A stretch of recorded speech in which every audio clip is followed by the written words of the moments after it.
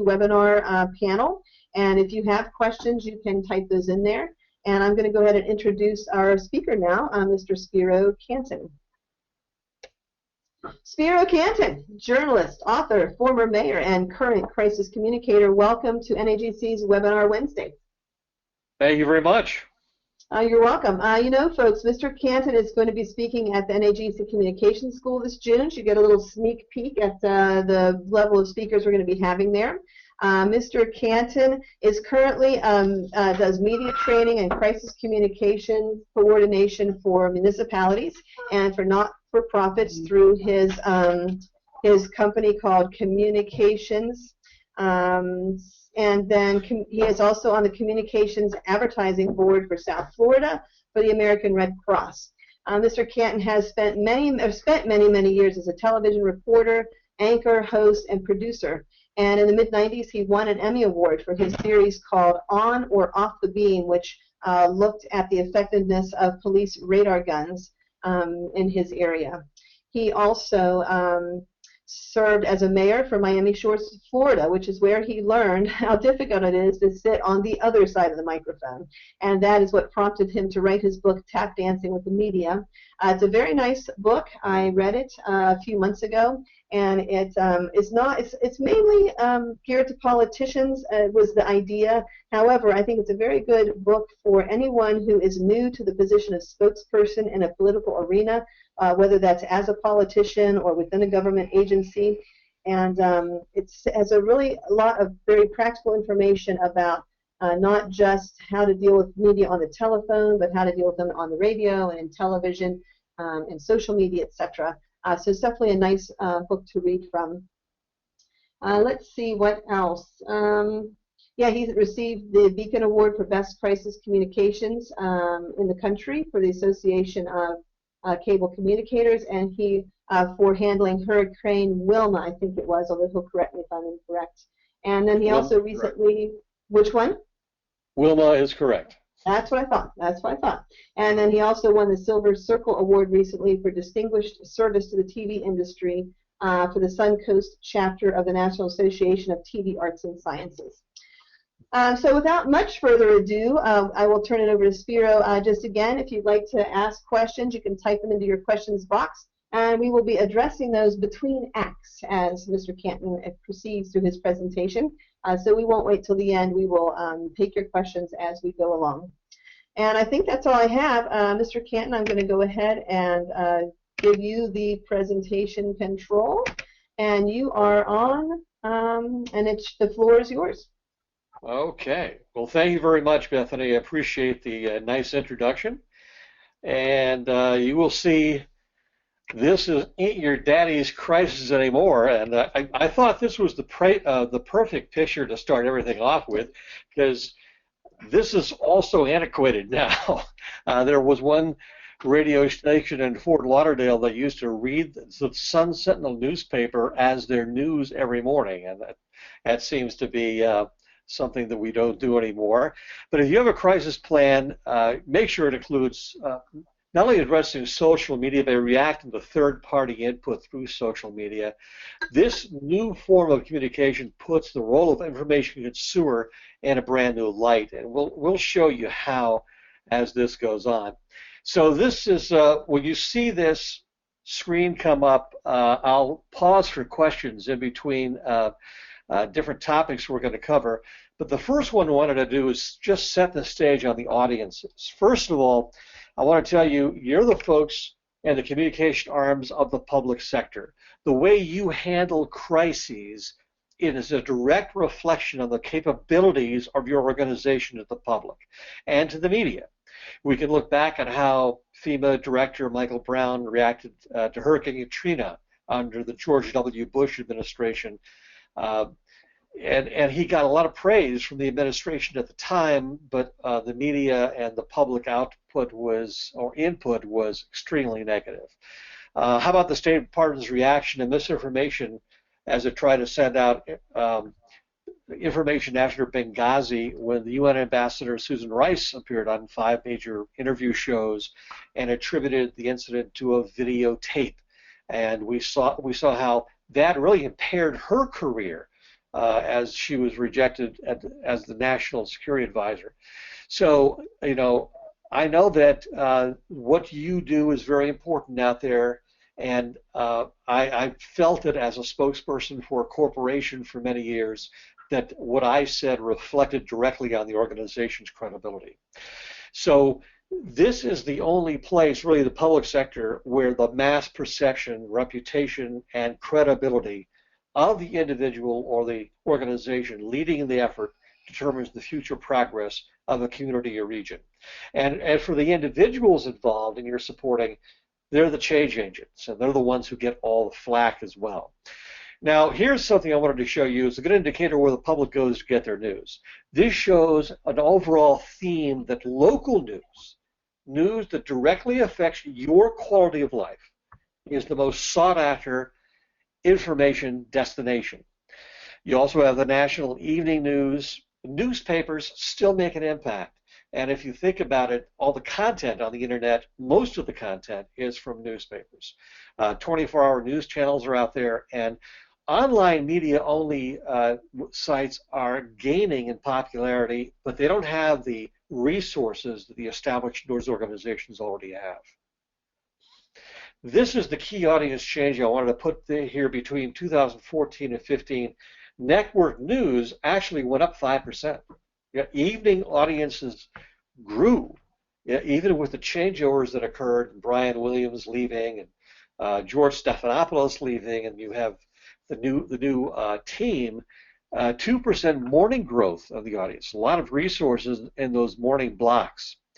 Now, this is kind of interesting and surprising, but 8% drop in cable news, and that's the O'Reilly factor, all the different talk shows on cable news at night. I mean, that seemed to take a dive as far as median viewership. Newspapers, not unexpected to see that go down daily and Sunday circulation, and we'll see why and what demographics are playing into that later on. But local TV news up 3%. Average evening broadcast is up, so that's where you see a lot of people, even millennials and Gen Xers, going to get their information now as far as how it affects what they're doing on an ongoing basis.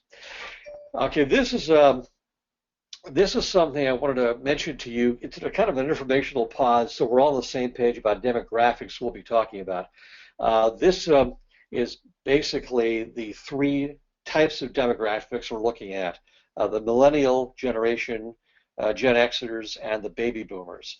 The baby boomers are the kind of folks that still have a lot of input, a lot of money, but they're kind of not as sought after as the millennials or the Gen Xers that are kind of right in the middle of the money-making process. So it's kind of interesting the way that advertisers look at these three. But for the media, for information disseminators, we need to take a look at who our audience is and how to reach them. And we'll talk about that later on.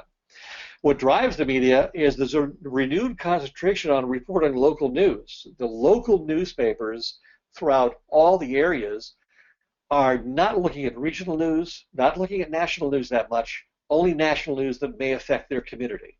So local news is a huge input now, especially with TV stations and the newspapers. They know that this is the only type of news product they can put out that's not being mass duplicated on the cable networks. They're constantly evaluating the competency of those in the public trust. If you're responsible for a public entity, the news dogs are out there, they're news hounds out there. They're out there looking at you, scrutinizing you on a daily basis. Second guessing decisions by those who have fiduciary responsibility. That's another public watchdog type of role the media plays. Corruption or questionable decisions, even if it's the right decision, they're going to question it. And they feed themselves on controversy and conflict. And we see no better example than the GOP and the Democratic runs for the presidency right now.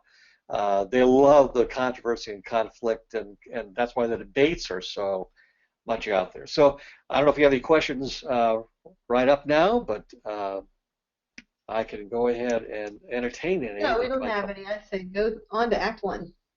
Okay, Act 1. Here we go. Now, not every crisis is a disaster. Um, I think what happens here is you might feel like this, maybe you're in the midst of a crisis. The good news is that there's enough sharks, if there are sharks circling you as you're sitting there during a crisis looking for blood, you have tools and greater communication resources than ever to avert a disaster. So what we're going to do is explore those right now. First, let's define disaster in the classic sense. I love that picture there. It almost looks like you're going to get a lot of rain or something. And again, the National Science Technology Council tells us a disaster is a serious disruption of the functioning of a community or a society, causing widespread human, material, economic, or environmental losses which exceed the ability of the affected community or society to cope with this, using its own resources. So taxing the resources, being overwhelmed, that's kind of a disastrous situation. If you're a communication professional, disaster, this is something you probably know already. They're natural disasters, criminal issues, activists protesting, major constituent dissatisfaction, and a sudden transition in leadership. You know, this could cause all kinds of unplanned scrutiny and crisis and make you have a really tough day. Internal causes, unethical behavior or fines, workplace mishaps, a police incident, we've seen a lot of those lately, mismanagement or financial issues, where in some cases communities or places go bankrupt, strike or job actions. We've seen a lot of publicity on that. Any type of major management dismissal that might take place and why, and harassment and discrimination. Those are very, very common internal causes that were out there. But hey, here are a few other things to keep you awake at night. Additional sources of where a crisis can pop out and include things totally out of your control. Aggressive and unsolicited third-party input. This is more and more of a situation that is bearing its head. I was having lunch with a school board member shortly after an incident that occurred that morning at one of the schools here in Dade County where a student was stabbed. He didn't find out about it first. The media found out about it first because someone took pictures and video of the stabbed victim and emailed it to a TV station. So the question came into him as, we have video on this, what about it, what happened? So there was no control there of the scene because of third-party input. And we see that happening more and more. The entire problems in Missouri probably could have been averted if it wasn't for social media. So social media seems to be the catalyst for a lot of crises that take place right now. So what you're saying through your organizational social media platform matters. It's not something that you can like ad lib. You need to go through and make sure it's like a media statement almost. And also comments about the crisis through your employees' social media. Remember, everybody has a Facebook page now. So a lot of people tweet. So anything they say, being an employee of yours, can be linked back to you, especially if it's management or someone in a position of responsibility. So I think you could probably take a look at this, and you may be able to kind of relate to it, especially if you have a hands-on boss or a liability-conscious consulting attorney.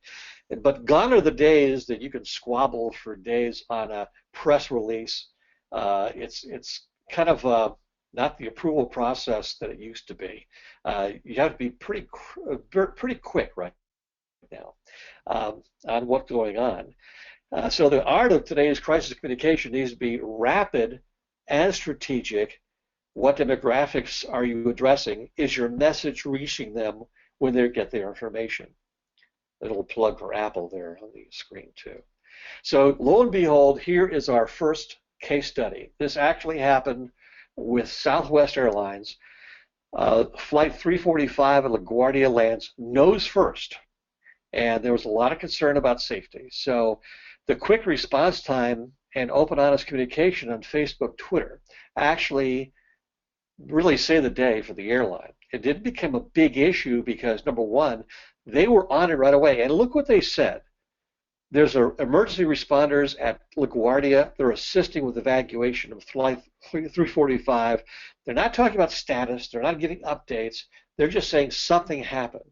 Stand by for more details regarding the flight. We're gathering details. We'll post a statement soon.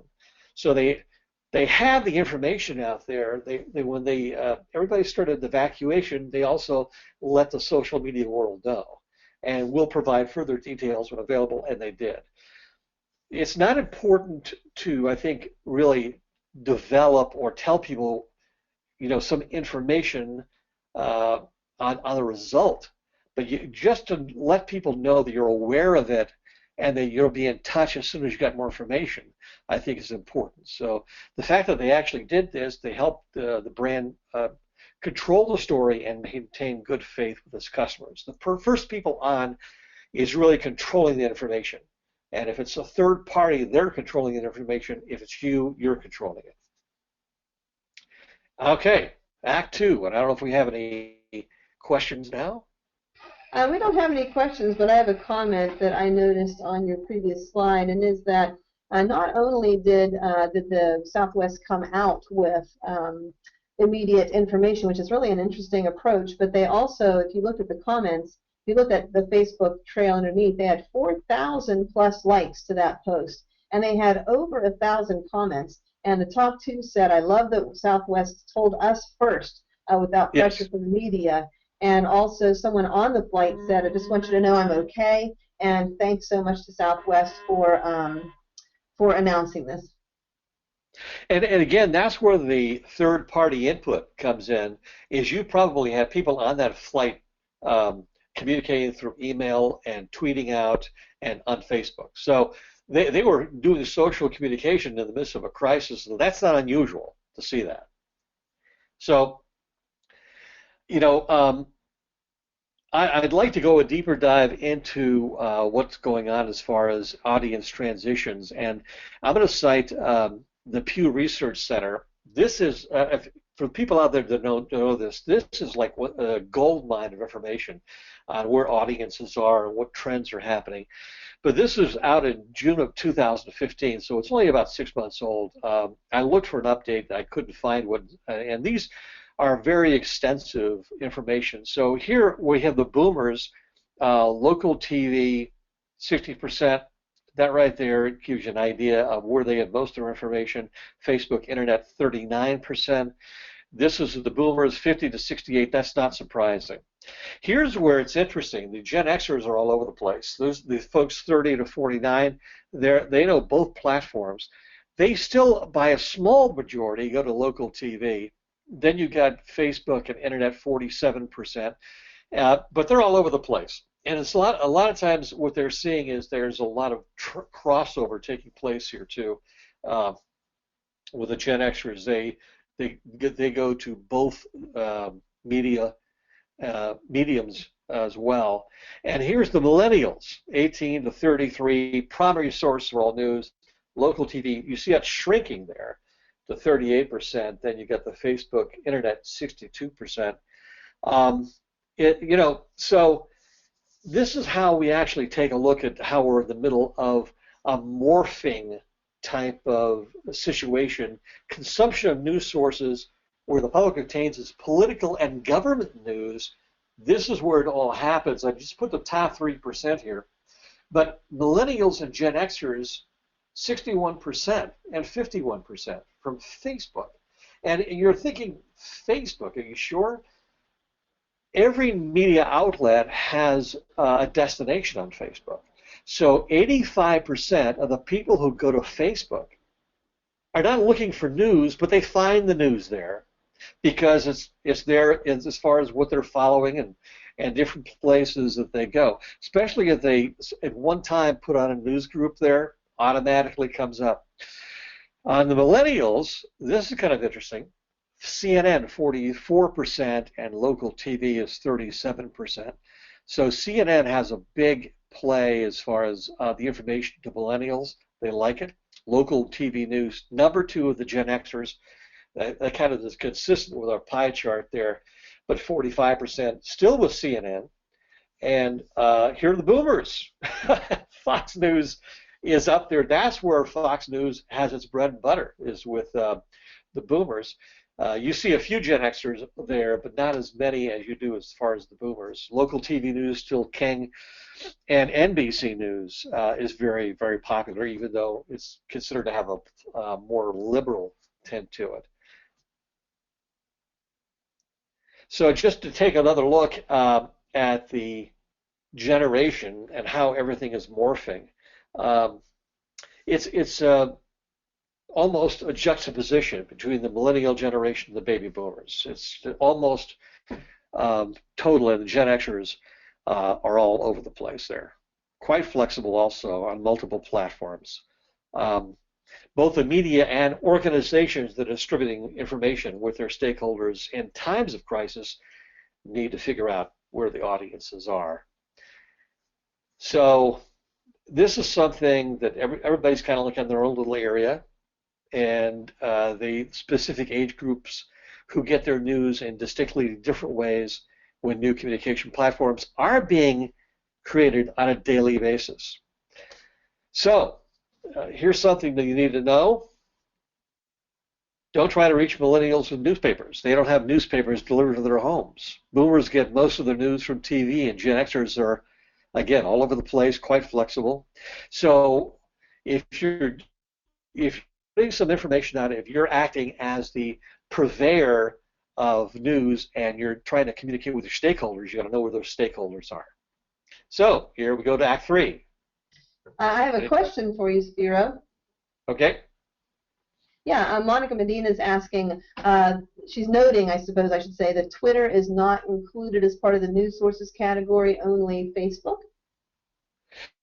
Yeah, and the reason, and that's what's actually what the survey is showing. It's kind of interesting that the latest I heard, and the latest statistic I heard, is that 18 to 19% of the people use Twitter. Now, on the other side, the media loves Twitter, and they kind of like go to your tweet, go to tweets. They monitor tweets on an ongoing basis. But from what I understand, the number of people using Twitter are sort of low. You do have a lot of people that are in the public arena that have a lot of people following them on Twitter.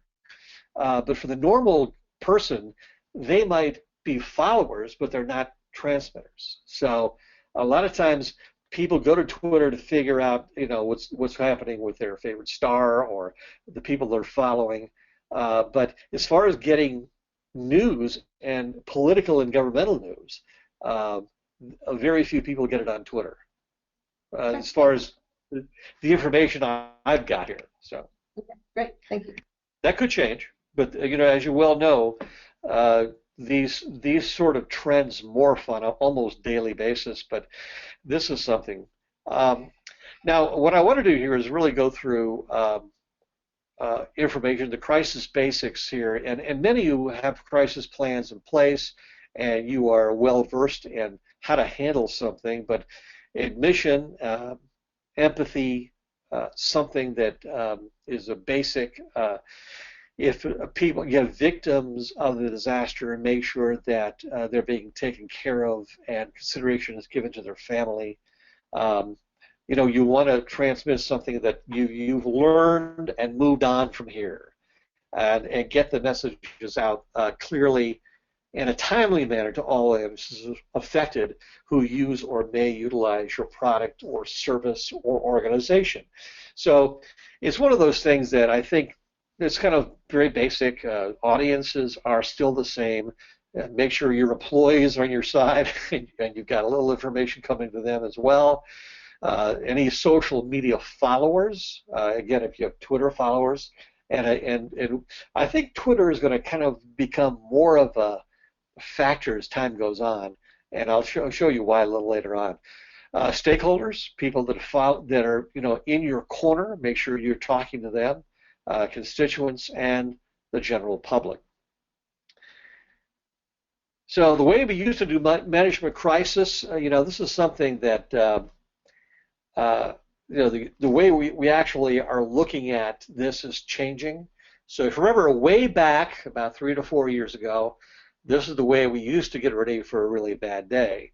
And that's on-camera training and remember the pre-prepared media kits? I used to get a media kit from an organization in New York just in case one of our executives died in a plane crash every time. Of course, that never happened, but radio, newspapers were primary media sources, and you knew where to go. You had your radio contact, you had your newspaper contact, and we say there were primary media sources in many natural crises, especially down here in South Florida. All the electricity went out, so they had TV. TV was something that wasn't on the air. Proactively send out media updates when you wanted to, and you could selectively exclude some problems or shortcomings that you might want to omit from the information, because, hey, you're the one emanating with the information to the public. So the way we should do crisis management now, first and foremost, this is something that we need to invest in crisis prevention. And when I say crisis prevention, it's kind of trying to know what the landscape out there is and expect these issues to occur and prepare for them. And the first thing you should do is social media monitoring tools. And that's something that's fairly new. I'm sure many of you out there utilize them. And we'll go into a little bit more of it as it goes on. But those are becoming very important to find where the trends are, how many people are paying attention, if your messaging actually works. Become a media strategist. Reach audiences on multiple platforms. Figure out where your audiences are, where your stakeholders are, and make sure you're using the platforms that they frequent on an ongoing basis. Establish an internal response protocol. You'd be surprised how many problems occur from within an organization of people making statements about anything that might occur with a crisis. There should be some sort of rules governing social media behavior of your employees. And proactively set updates to the media when new information is available.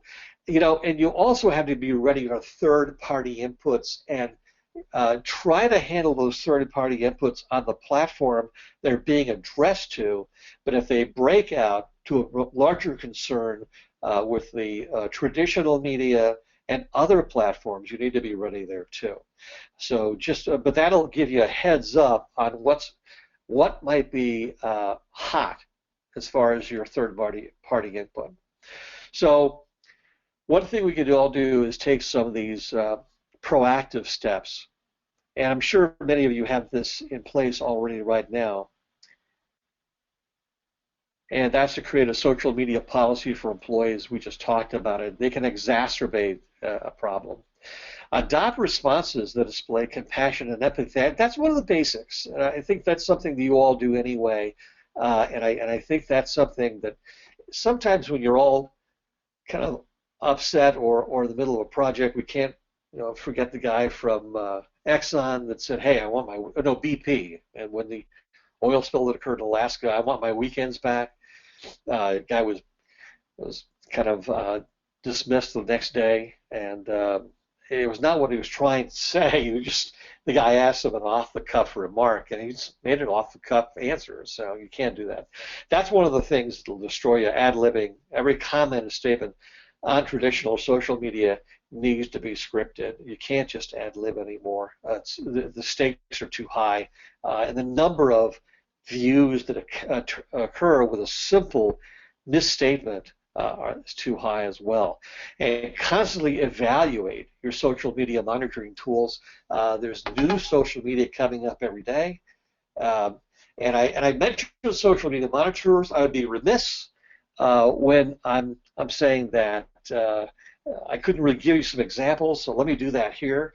These are the top 6 from Social Examiner website, and social media is one media monitoring tool, and you see there what it measures. Same thing with Mention. This replaced Google Alerts, which I think a lot of people used, and it says emails to tell you when something, as far as a keyword, was cited online. TalkWalker, and that's something that's sort of new, but it gives you brand mentions over time as well as the sources.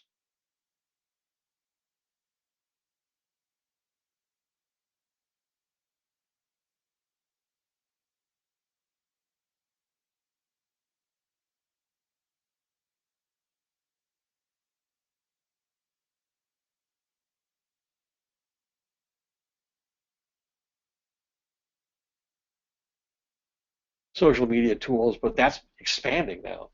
And pin alerts, here's where it is expanding to Pinterest. And they can jump onto a conversation with people on Pinterest who shared your pins and even develop relationships with them. So again, here are some, you probably employ some, you might want to employ others. Here's a good example of what's going on. So the new realities of crisis response. And I think what's happening here is that the media, those dealing with the media and organizations, there are no media deadlines anymore. Social media and the internet has totally thrown that away. It used to be that TV would break into programming. Now they post it on the website right away and send you a notification or some sort of push alert. News cycles are shorter because every day it's a new crisis, every day it's a new topic, something's trending new every day. Immediate response, it used to be with that cartoon we showed a little bit earlier, you had a few days with legal to take a look at it, go up the chain of command, come down the chain of command, make the changes.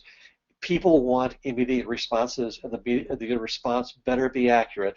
So there's more pressure on the spokespeople to actually make that happen, and to really monitor what's going on to see if those responses are working through social media. People will tell you, and I think that's something you can take a look at on an ongoing basis, and it gives you feedback where you didn't have that before. The rules on social media are changing daily, and the reason I want to show you this is, here's Periscope. This is something that is out there now. We're witnessing kind of the birth of a brand new communications tool. Periscope is beginning to emerge as another platform for traditional media, but it's a powerful social media destination. You have the Today Show on there. You have Dr. Drew, Good Morning America, local TV news operations from around the country, as well as the organizations that are newspaper organizations. I went on Periscope, and they had the Melbourne Journal, from Melbourne, Australia, going live, and they're walking around their office telling the public what stories they're working on. So this is owned by Twitter. It was bought by Twitter, live streaming video from your smartphone. I actually went live for the Miami Open tennis tournament during a tiebreaker between an American and a Bulgarian, and we had 345 people watching the tiebreaker through my smartphone, and we had 4 people from Bulgaria on there too. So it gives you an idea what the power is. Now this is radically changing the economics of news gathering. The TV networks would not speak on the record because of doing contracts and camera operators about Periscope. This came from a Fast Company when they did the magazine did a story on Periscope. So you see how things are changing. Just pretend you're on TV here, because this is quickly becoming another broadcast platform. Not only that, but Periscope, Snapchat, other types of things like this are saving what you say for people who follow you on Twitter, and they can play back at a different time. So you think it's kind of live and done. It's not. It's actually live and taped. So again, the new realities of crisis response. You need to respond to breaking stories at lightning speed. You need to have your ducks in a row before they happen, before you have ducks almost. More for an emphasis on your initial response. People will look at the initial response as, because the news cycle is sped up so much, the initial response is more important. Information flow control is now shared with the public. So you don't really kind of show, or you can't tell what's going on or control the information flow because you have third-party input coming in all the time. And sometimes you've got to respond to it. So what is said through social media sites is not fact-checked at all. It could be totally erroneous, and you've got to be on top of that before it becomes a reality. And again, it should happen on the same platform. That kind of rejects that type of expansion of it if it's totally erroneous. And if appropriate, try a sense of humor, and which, lo and behold, look at this, takes us to case study number 2. And this is the JCPenney. You've got to laugh at this one. The kettle looks like Hitler, and trouble brewing for American retailer. That's the way they actually put it up there. Now, what they did was they didn't take it too seriously. And it was a small issue like this. Actually, if you think about it, I think this made the mainstream media, but more as a humorous story, because of the way social communicators at JCPenney initially handled the issue. If you see the reply, totally unintentional. If we designed the kettle look like something, we would have gone with a snowman, and forgive that typo. So it was a kind of a interesting thing that if you look at the JCPenney,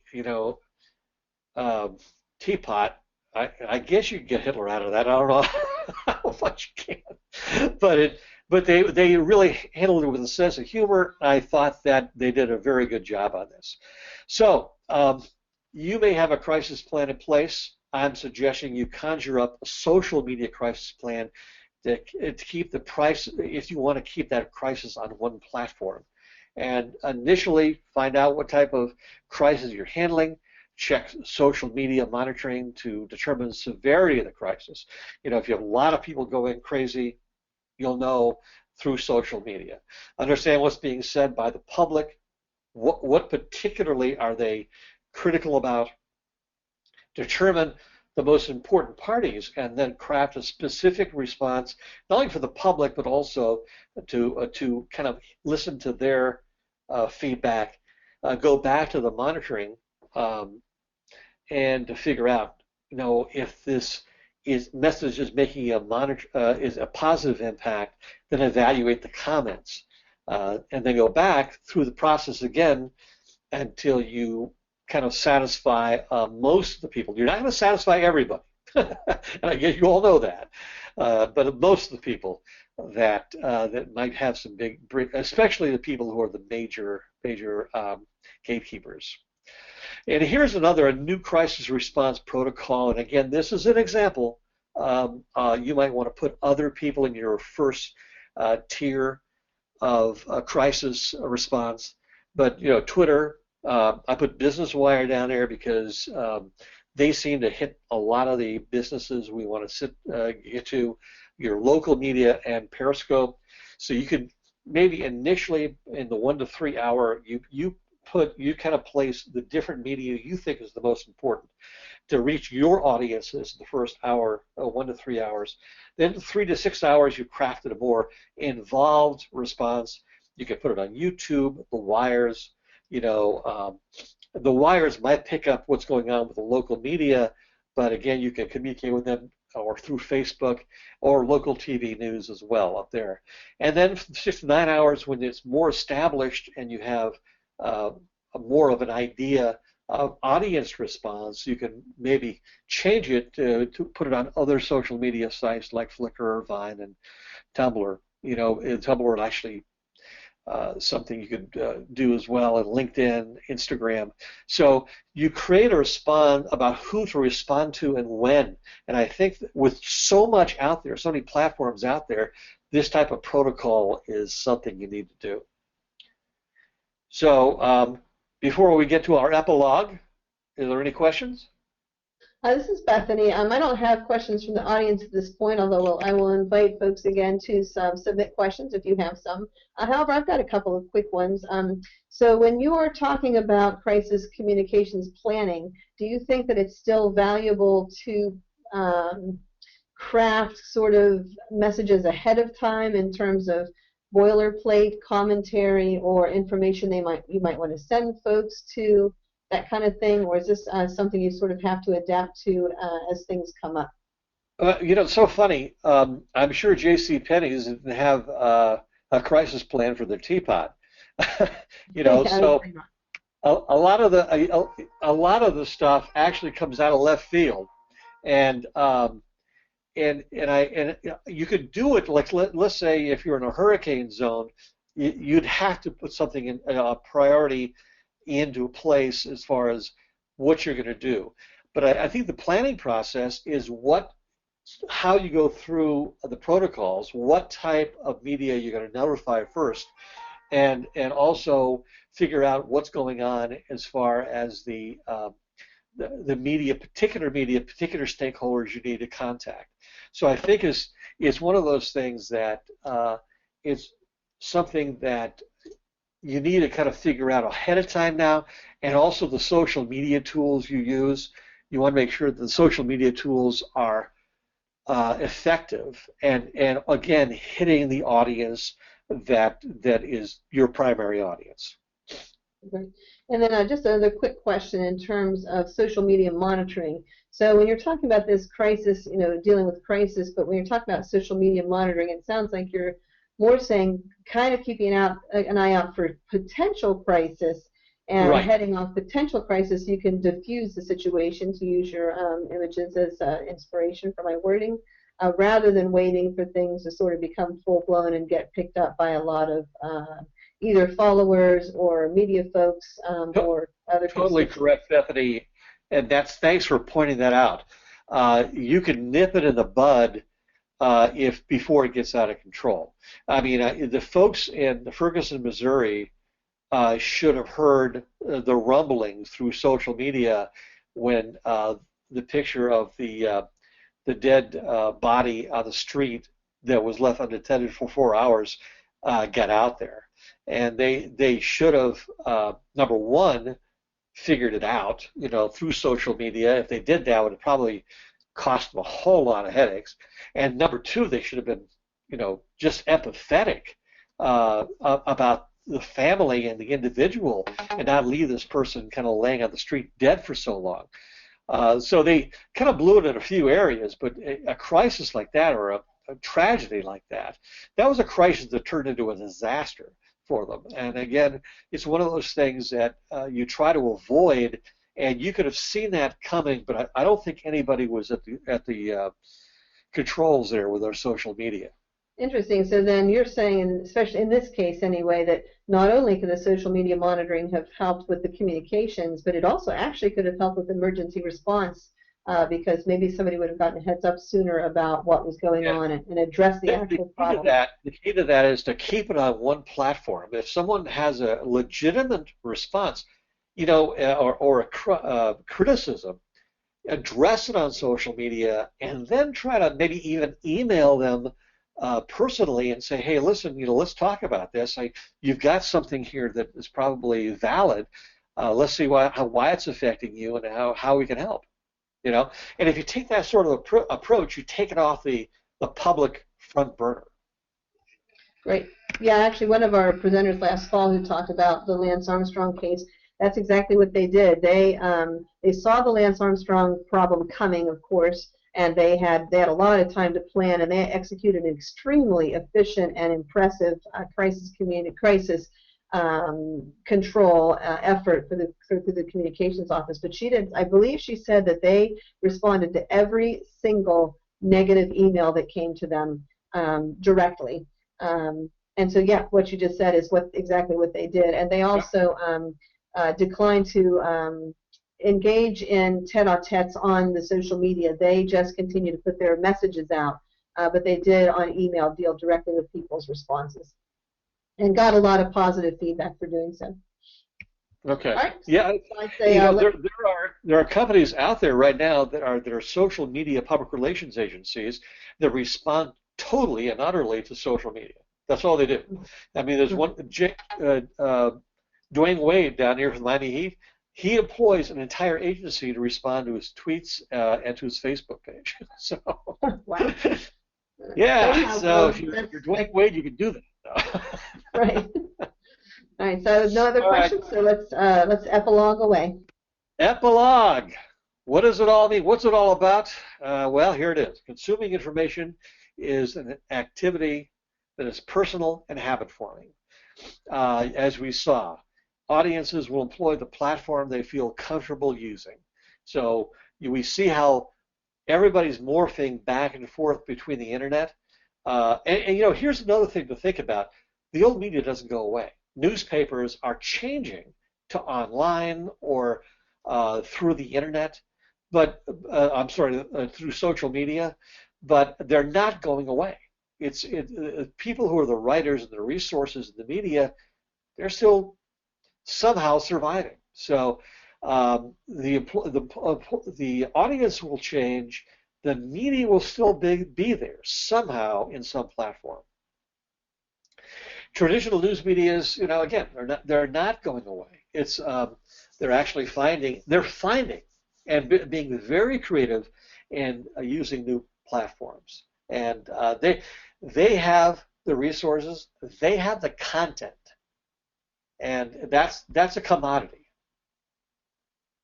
So it's a legitimate news outlet, but most of the content is still coming from traditional media.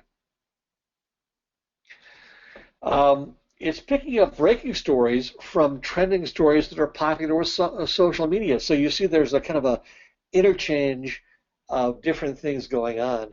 As you try to keep your information on one platform, just be cognizant that the media loves to go to Facebook. They love to go to Twitter.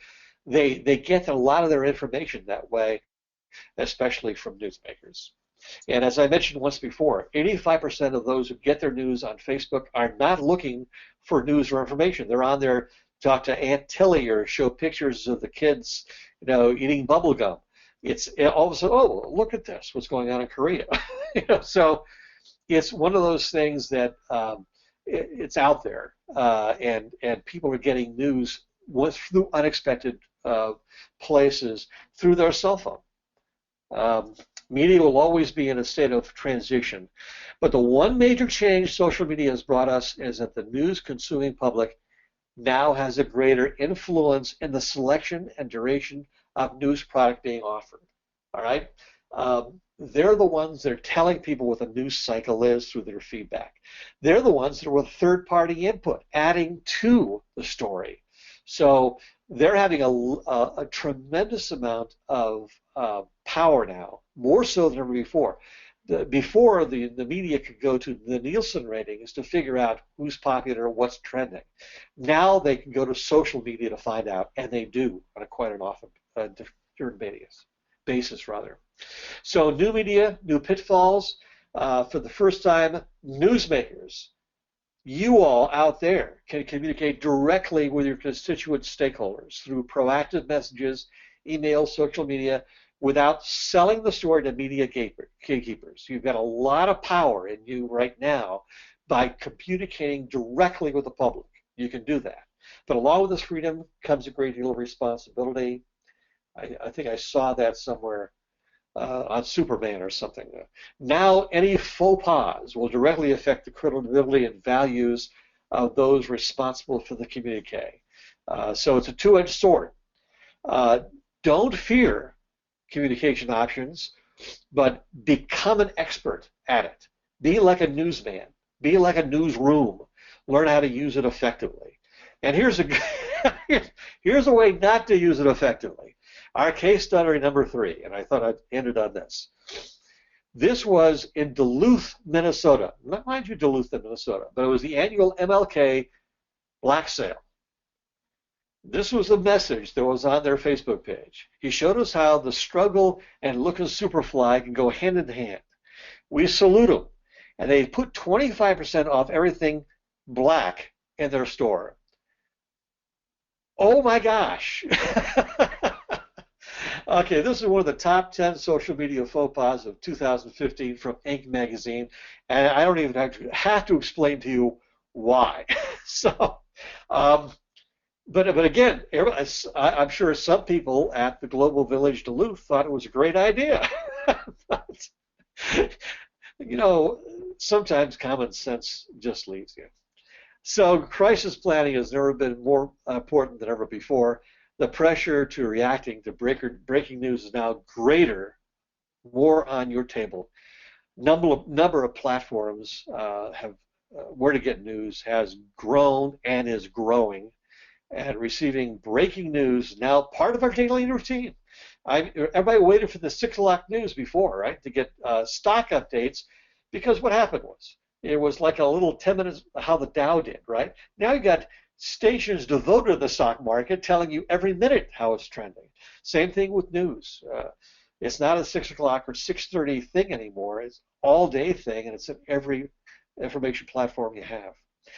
So just be aware, the rules are changing and will continue to morph. And one more piece of self-promotion. Tap Dancing with the Media. My book is available through authorhouse.com. I think it's less expensive at AuthorHouse than it is Amazon. Or you can reach me for any type of consulting or crisis communications at comsource.com. And I appreciate your time. I really enjoyed it. And if you have any questions, I'm open. Whoops, terrific. Thank you so much. Yeah, actually, you must have covered the material extremely well, because we don't actually have a list of questions. But I want to tell you that I really appreciate, especially your last comment, that social media can be intimidating, I think, to a lot of us. However, this is really an opportunity for us to get the message out first, like Southwest did, and craft the messages for ourselves. It actually could be a very effective tool for reaching folks with the messages that we want to get out, rather than having to go through others to get that done. Just and to follow up on that, Bethany, just remember that the person who actually controls the message is the one who first shares the message. So even though it might be a bad thing, like the Southwest nose first landing in LaGuardia, the fact that they went out in front and said, "Hey, listen, we feel your pain. We love you, and what's going on here is we want to make sure that you have the latest information." And that really, I mean, Southwest Airlines is probably the most liked airline out there now, but that even ingratiated their reputation. Excellent. Well, thanks so much, Spiro. The last comment we got was from Elizabeth Rowe out there, who says she really enjoyed your presentation. It was outstanding. She really loves the research on where folks are getting informed. So thank you for that. Thank you, everyone, for attending, and we will see you in February on the 17th, same time, same place. Thanks, everybody, and have a wonderful rest of January. Talk to you all soon. Bye-bye now.